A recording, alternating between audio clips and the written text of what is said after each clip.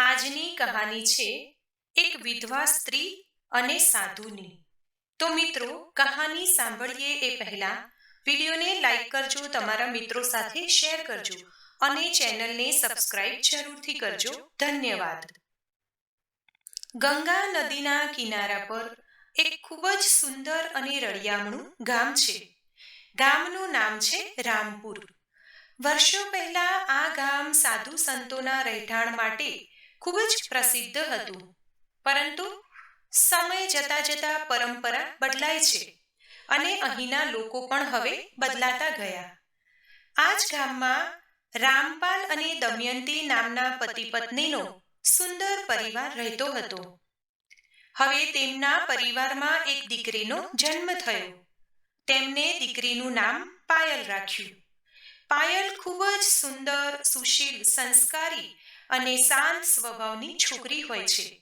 ધીરે ધીરે પાયલ મોટી થાય છે. હવે તે લગ્નને લાયક થઈ એટલે માતા પિતાએ છોકરો શોધવાનું શરૂ કર્યું. પાયલના લગ્ન કિશોર નામના એક છોકરા સાથે થાય છે. પાયલ અને કિશોરનું લગ્ન જીવન ખૂબ જ સારી રીતે ચાલી રહ્યું હતું. પરંતુ થોડાક જ સમયમાં કિશોરને કંઈક એવી બીમારી લાગુ પડી જાય છે જેનો કોઈ ઈલાજ નથી અને આખરે કિશોરનું મૃત્યુ થાય છે. વિધવા થતાં જ પાયલનું જીવન એકદમ અંધકારથી ભરાઈ જાય છે. પાયલના સાસરીવાળા લોકો તેને અપશુકનિયાળ છે એવું કહેવા લાગ્યા અને પાયલને એવું બધું બોલતા અને સંભળાવતા કે વિધવાનું સમાજમાં કોઈ સ્થાન નથી. તારે હવે આખી જિંદગી સફેદ કપડાં પહેરીને ફરવું પડશે. તું હવે તારા જીવનમાં ક્યારેય પણ કોઈ શુભ કાર્ય નહીં કરી શકે. તું તો અપશુકનિયાળ છે. આમ પરિવારના લોકોના મેણાટોણા સાંભળીને પાયલ અતિશય દુઃખી થતી. તેને સમજમાં નહોતું આવતું કે હવે તે શું કરે. આમ જ મેણાટોણા સાંભળીને પાયલ પૂરેપૂરી તૂટી ગઈ હતી. તેની માનસિક અને શારીરિક સ્થિતિ ખૂબ જ દયનીય બની ગઈ હતી.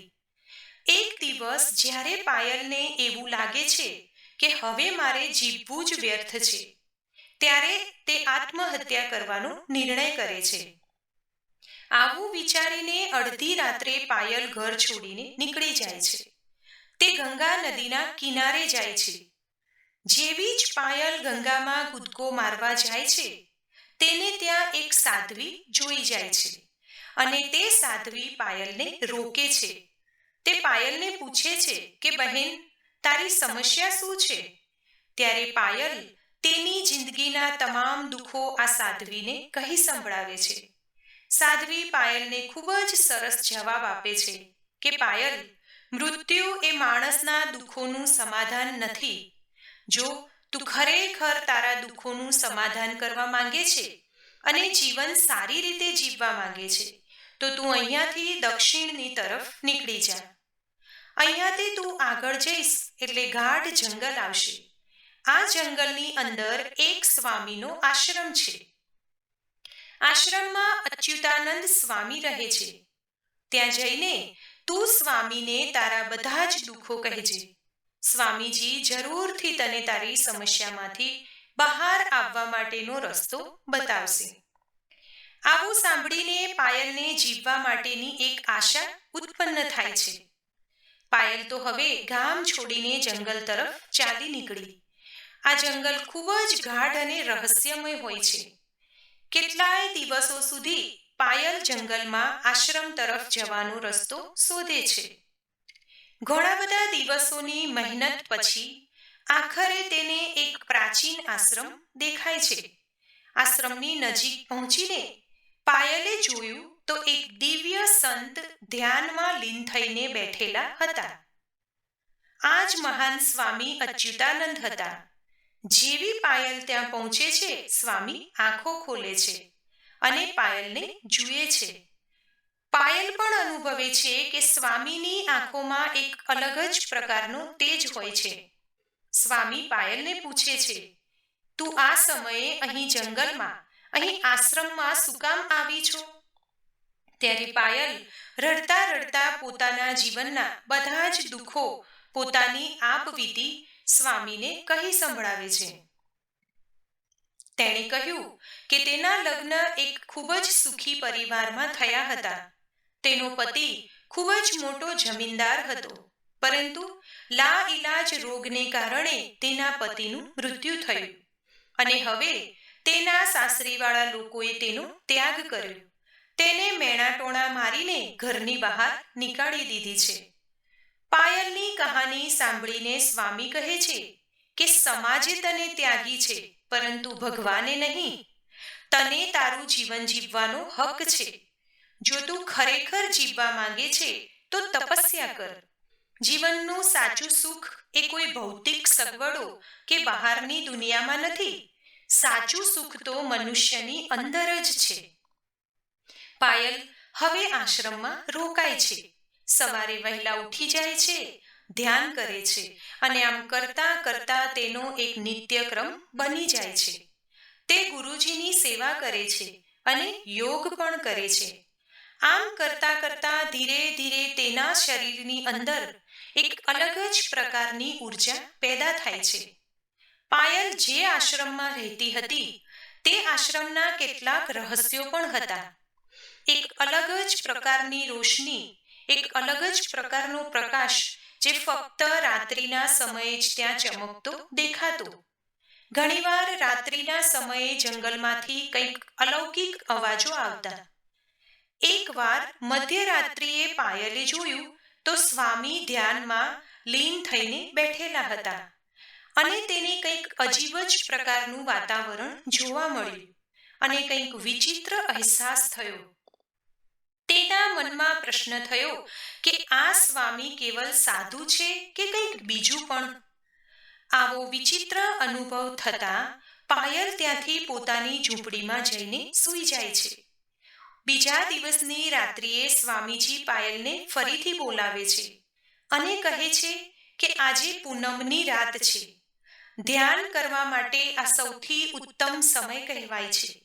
આજની રાત્રે જે કોઈ મનુષ્ય ધ્યાન કરે છે તેને સંસારનું ઉત્તમ જ્ઞાન પ્રાપ્ત થાય છે. સ્વામીના કહેવાથી પાયલ ધ્યાન કરવા બેસે છે.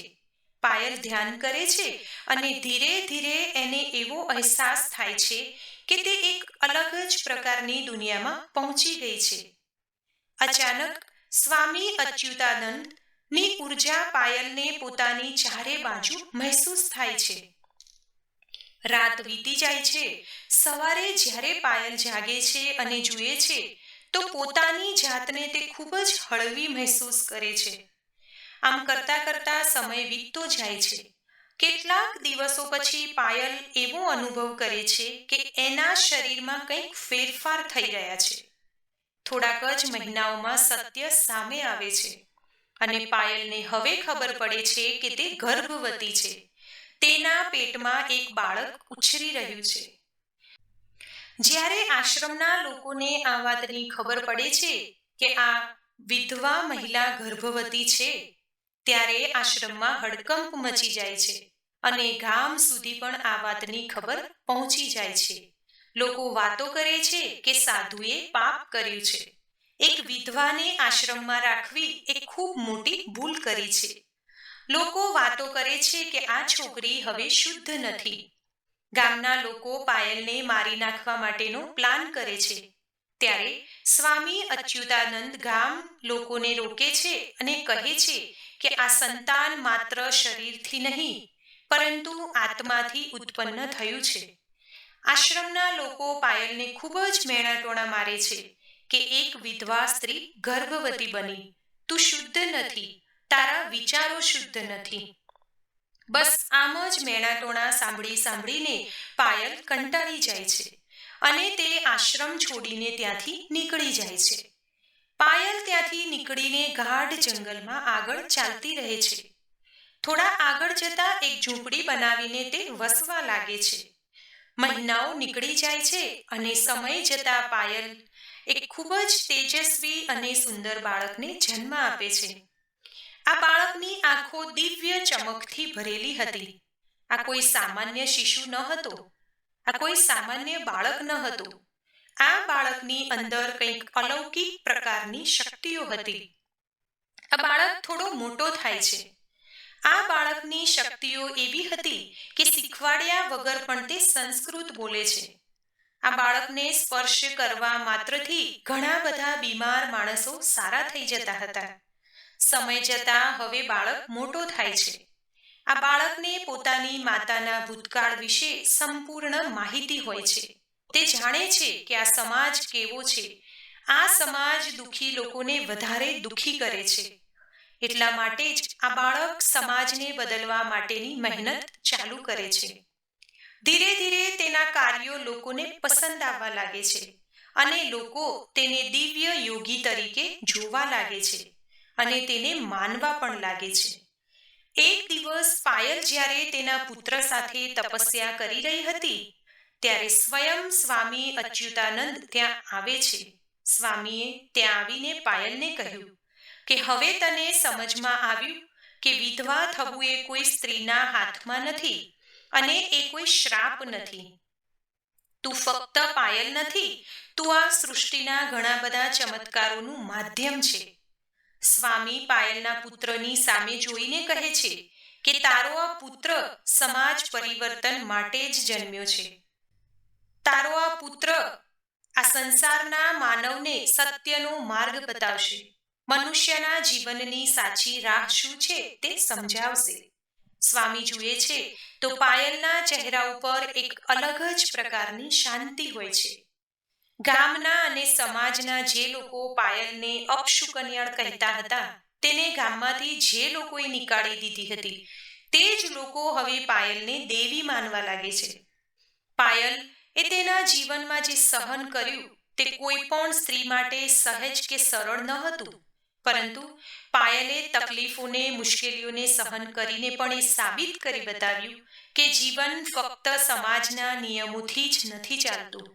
આપણું ભાગ્ય આપણે સ્વીકાર કરવું જ પડે છે.